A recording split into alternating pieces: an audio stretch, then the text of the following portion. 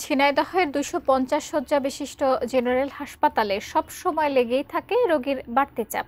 ফলে বাধ্য হয়ে মেঝেতে অস্বাস্থ্যকর পরিবেশে চিকিৎসা নিতে হচ্ছে রোগীদের।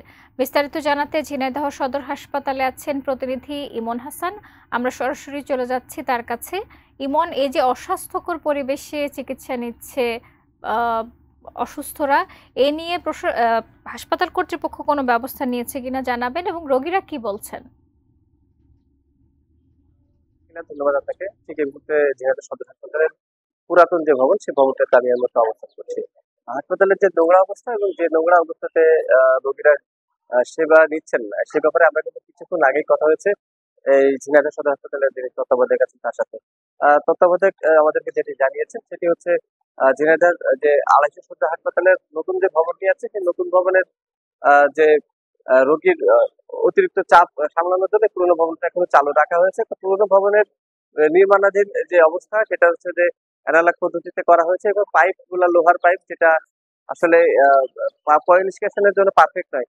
তারা কিন্তু আমাদেরকে জানিয়েছেন যে ইতিমধ্যে এটার জন্য বাজেট পাস হয়েছে এবং নির্বাহী প্রকৌশলী এসে এতে ঘুরেও গেছেন, এমনটাই জানিয়েছেন আমাদের। এবং এটা নিয়ে কাজ করার জন্য তিনি কিন্তু এগোচ্ছেন, এটা আমাদেরকে জানিয়েছেন। আর যে রোগীর স্বজনরা যারা আছেন তারা কিন্তু বলছিলেন যে এখানকার যে সকল আয়ারা আছেন, যারা পরিষ্কারের দায়িত্বে আছেন, পরিষ্কার পরিচ্ছন্নতায়, তাদের কিন্তু ঘাটতির কারণে, তাদের এই এটার গাফিলতির কারণে কিন্তু মূলত এই অপরিষ্কার পরিচ্ছন্নতায় রয়েছে।